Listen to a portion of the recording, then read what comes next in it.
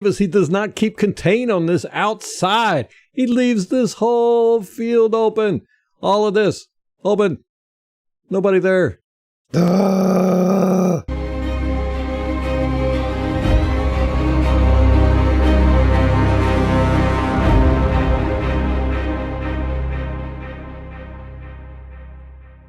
Welcome to the Buccaneers Observer. This is Ralph Phillips. The Panthers had 10 drives in this game. 5 of those drives were 3 and outs. 5. For all the math wizards out there, that means half of their drives went nowhere. And when I say nowhere, I mean nowhere. Those 5 drives, half their possessions, went for a total of 28 yards. I'm going to repeat that. Half of the Panthers' drives went for a combined 28 yards. Unfortunately for the Bucs and all of us fans out there, games are not won by how many drives go 3 and out. And the Panthers had 3 drives that killed the Bucs. Just like in the Steelers game last week, it was a collapse of the defense in key plays that mattered. Second quarter, 6 plays, 80 yards, touchdown. Third quarter, 3 plays, 77 yards, touchdown. Fourth quarter, 7 plays, 75 yards, touchdown. No matter how good your defense is, how many skilled players you have, or how good your scheme is, if you screw up back-to-back on drives, you lose. And we screwed up back-to-back again. Now let's go through each drive and see what happened. It starts with a DJ Moore catch for 21 yards. 58 drops into zone coverage. He ends up having to cover DJ Moore. This is zone coverage.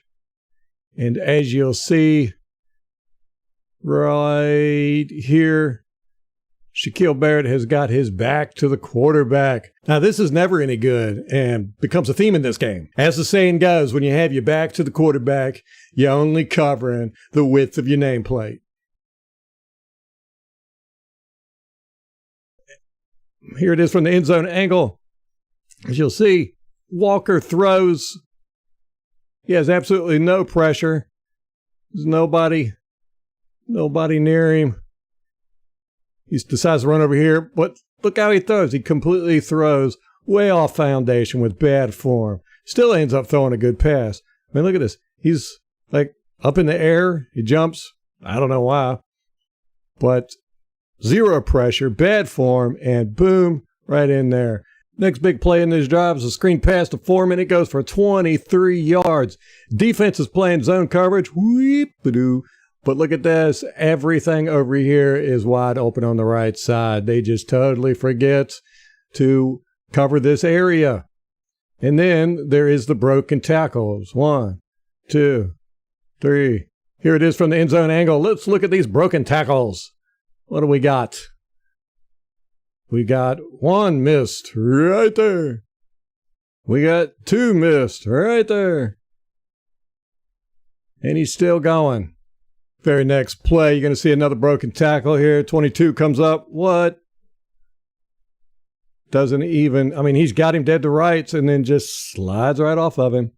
Next play, you'll see this is supposed to be cover 3. He's supposed to come back. He's supposed to come back. And then a 4 zone underneath. Unfortunately, Winfield did not get the message, and he is covering 12, leaving this area open here. 27 sees this. He comes running up, but still the catch is made. See, 31 is over here. Next play is another DJ Moore catch for a 20-yard touchdown. Again, notice 32. Edwards ends up with his back to the quarterback as he starts to throw. As soon as P.J. Walker starts to throw, Edwards turns his back and chases after the receiver. Again, only covering the width of his nameplate. Question on this one. Why did Dean, 35, drop down into coverage and leave DJ Moore across the middle? See, Dean leaves him and goes this way. Now, it appears to me that the ball came loose when he hit the ground, and it should have been ruled an incomplete pass. There was only one angle shown of this, and it seemed the refs and announcers were more concerned with if he had his feet in bounds. It was within a 2-minute warning of halftime, so Bowles could not challenge it. Third quarter drive, first play, defense is in zone again. Look at this, though. This is a nice play by 35. Dean comes up, damn near perfect zone coverage. Here it is. He's going back, dropping back into his what appears to be cover 3. As soon as P.J. Walker throws the ball, Dean turns and covers his deep man here.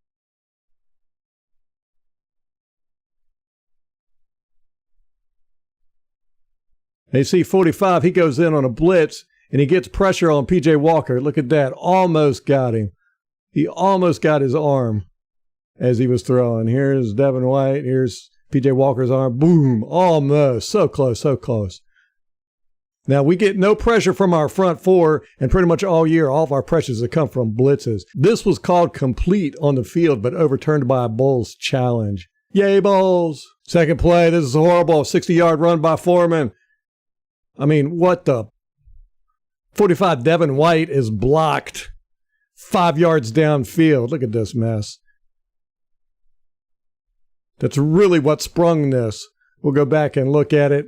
You can see Devin White right here. Boom. 79 comes out. Great block by 79. Devin White, you can't do that. You cannot allow this to happen. You must get off that block. That is your gap.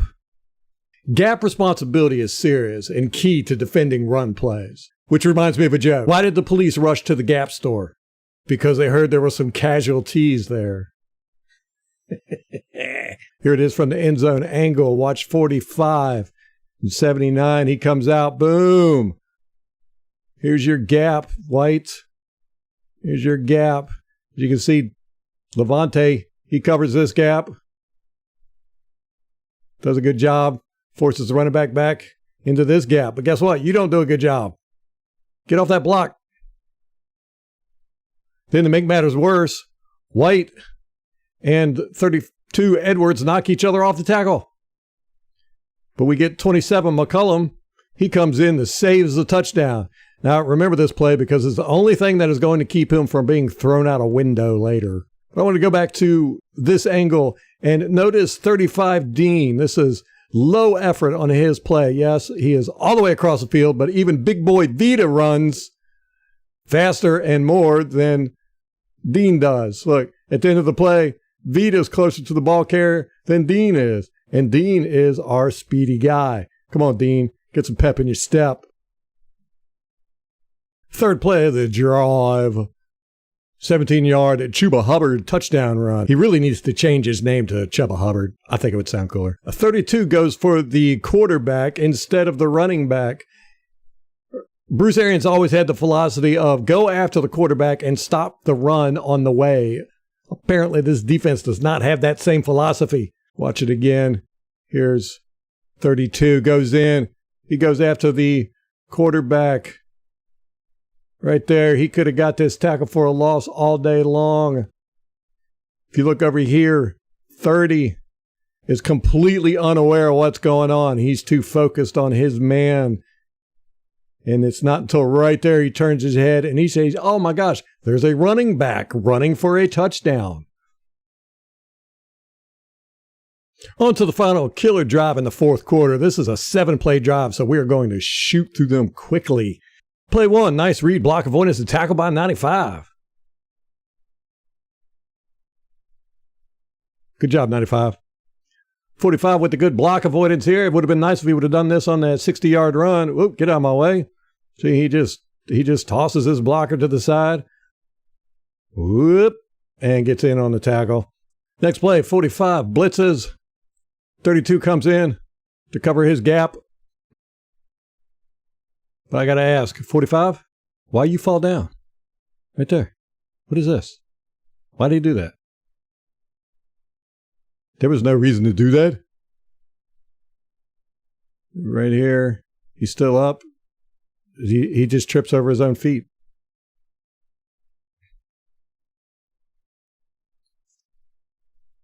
Looking at it from the end zone angle, 92 gets tossed, and he ends up falling down in the way of 98. Keeping 98 from getting to the runner on the back end. Here's 92. Here's 98. 98's coming across. He could have got to this. You watch, 92 gets tossed right in the way. Here's the runner. I think 98 would have got to him if he didn't have a 92 laying in the road like a stumbling block. Play 3, 30 blitzes in. He misses the tackle for a loss. Oh my gosh, right there. Going back again, 45 has his back turned to the quarterback on this one. He goes out. Both cornerbacks blitz, leaving the linebackers to cover their man. And 45 goes out in coverage, turns his back to the play. As you see, Levante David is still, he's doing his coverage part. But then when he sees it's a run, he runs over. That's what you're supposed to do. 45 has still got his back to the play. He doesn't see it until right there. And then again, you've got Jamel Dean with the low effort up here. Get some pep in your step. Looking at it real quick from the end zone angle, you can see how close Sturdy comes in to getting this TFL. Oh my gosh. What are you doing? You go for the quarterback and you stop the run on the way, son. This play is absolutely atrocious. 27, Zion McCullum. It's a cool name, Zion. He's our rookie 5th-round draft pick, playing because of injury to Carlton Davis. He does not keep contain on this outside. He leaves this whole field open. All of this open. Nobody there. Zion, what are you doing? What are you doing? This is not hide and go seek. Look, he's hiding behind 45. Oh, my God.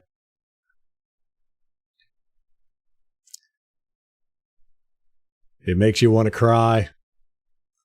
I say he loses contain, but actually he never has contain. He's a contain-free guy here. Look at this. My geez, what are you doing? What are you doing? Play 5. Here's a positive for the Buccaneers. Neal comes in, shoots the gap, makes a great tackle for a loss. Boom! Gets a great block avoidance too. Man, he just shed that guy. But if you look down here, 54 and 45, they get into a tussle with the offensive lineman. Look at this. Nice. Boom, avoids that. Bam. Now you would think there'd be some celebration. You'd think people come over and congratulate him. Good play, 22. Nope. And then look at this. Here's the very next play. Now this confused the hell out of me because I thought it was the same damn play. They're lined up the same. The only difference is 80 pulls and goes this way.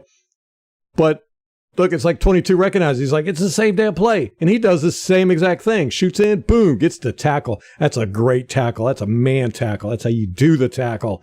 And what's he get? He gets a pat on the head, 54. Good job. Oh, wait. He gets a very weak pat on the butt by Hall. Yeah, right there. Oh, yeah, good job, buddy. Here it is from the end zone angle. This is the same as the previous play. 22 comes in, shoots the gap. Bam! Tackle for us. Ooh, that's a beautiful, beautiful tackle. I love that. Boom! And this is an awesome play, and it should have the defense fired up. But like I said, all he gets is a weak butt slap and a pat on the head. Maybe a little bit of excitement would have stopped this next play. Because 27, our rookie, 5th-round draft pick, does not drop back far enough in zone. This is supposed to be cover 3 with 4 zone underneath. And again, this is the same play we ran earlier that we got burned on. He's supposed to be back here. And then watch, he sees the pass going, and he turns his back. You can't cover anything this away. Seems to be a habit now with this defense. And if you notice, here it is from the end zone angle. There's absolutely zero pressure on the quarterback. He's got nobody around him. 90 Hall immediately taken out of the play. Just taken right to the ground. Boom. Vita over here double teamed, and PJ Walker stares down the receiver this whole time. He didn't look at anybody else. There, look. He's looking. He knows what he's got.